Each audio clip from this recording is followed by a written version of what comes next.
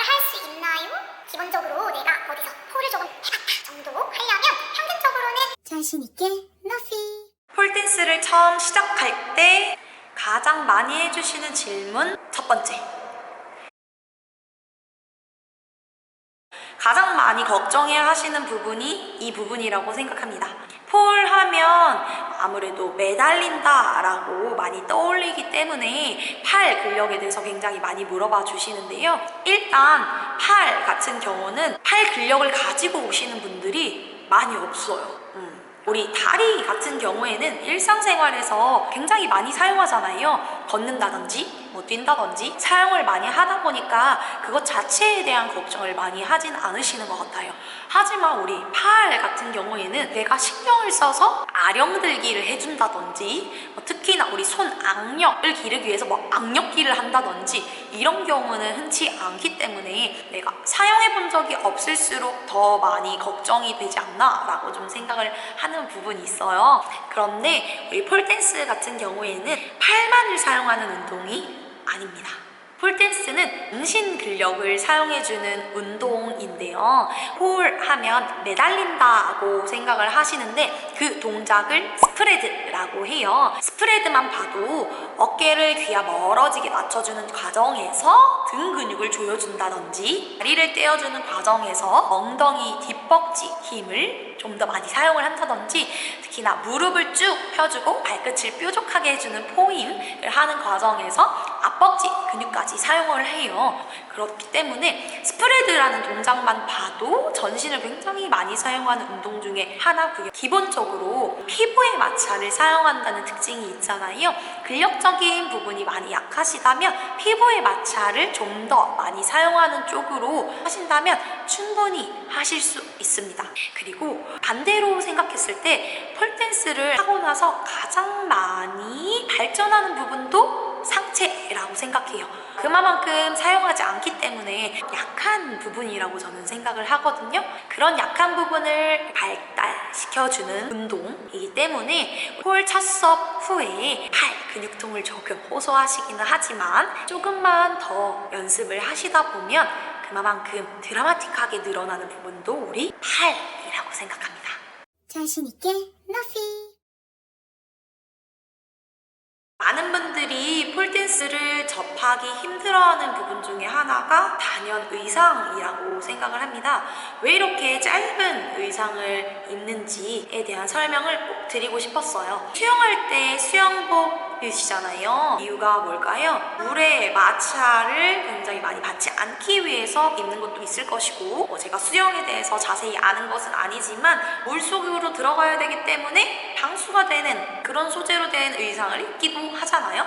그런 것처럼 우리 폴댄스라는 운동에 대한 특징을 한번 살펴봐야 된다고 생각을 해요. 폴댄스 같은 경우에는 폴의 피부의 마찰을 직접적으로 사용하는 운동입니다. 근력만을 사용하는 게 아닌 피부의 마찰을 꼭 사용해줘야 되는 운동인데요.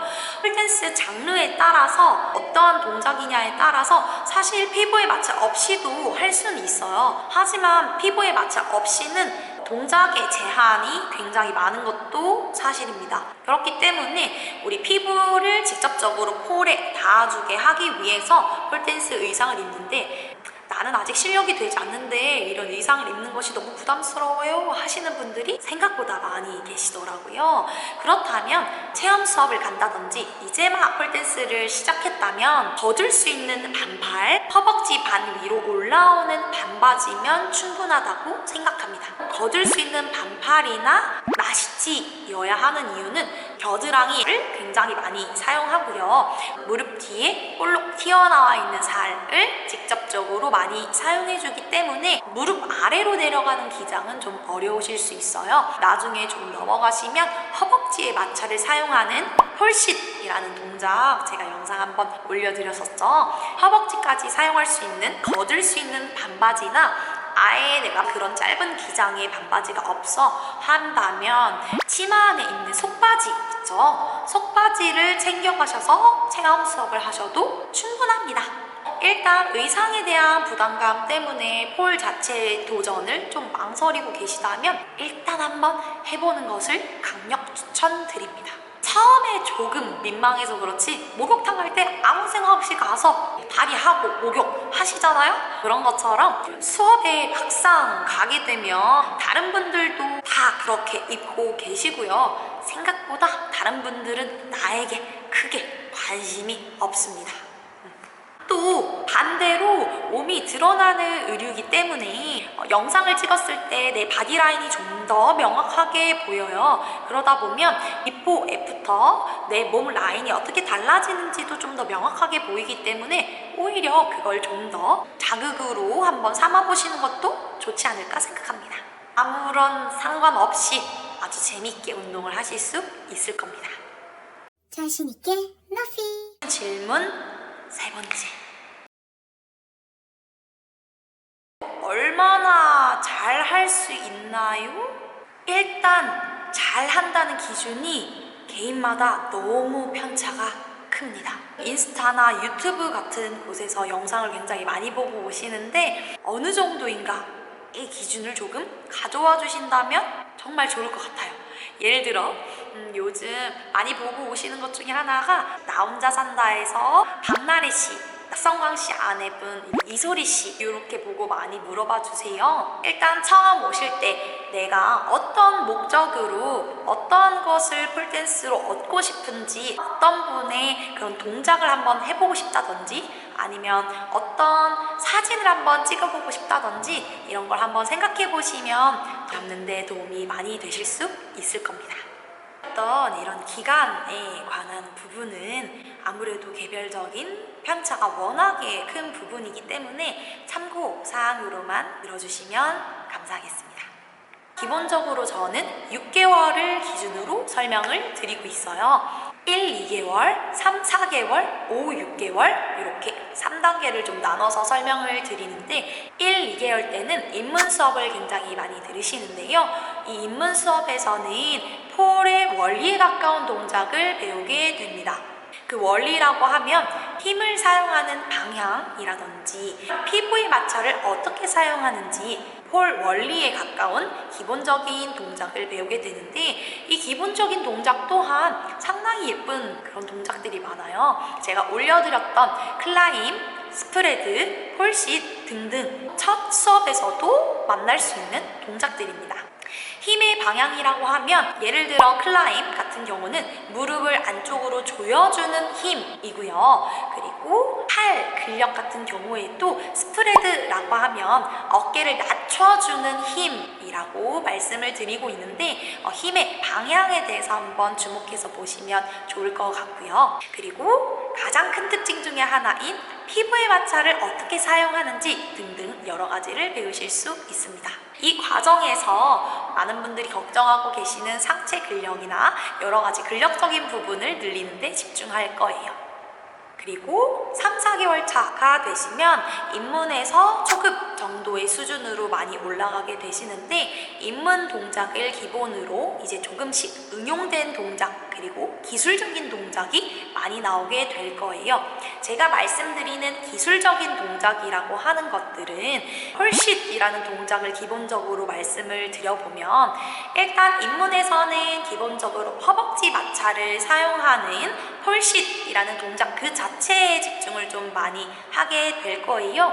입문 안에서도 여러 가지 단계는 있을 수 있으나 이제 초급 정도 넘어가게 되시면 허벅지 마찰을 이용하는 폴싯이라는 그 동작이 과정 안에 들어간 그런 응용된 기술적인 동작을 만날 수 있습니다. 그래서 인스타나 유튜브에서 많이 접하시는 그런 영상들은 기본적으로 초급 이상 정도 되는 동작들을 상당히 많이 하고 있다고 생각하면 되시고요. 우리 입문 동작 같은 경우도 충분히 예쁘고 다양한 동작들이 많지만 초급 정도 수업에 가게 되시면 콤보 앞에 있는 도입 첫 부분 정도 되는 기본적인 동작들입니다. 입문에서는 근력적인 부분을 늘리는 것에 굉장히 집중을 많이 했다면 이제 3, 4개월 차 정도 되는 초급 수업 정도 되신다면 이제 점차 유연성을 기를 수 있는 동작들도 하나씩 나오게 될 거예요.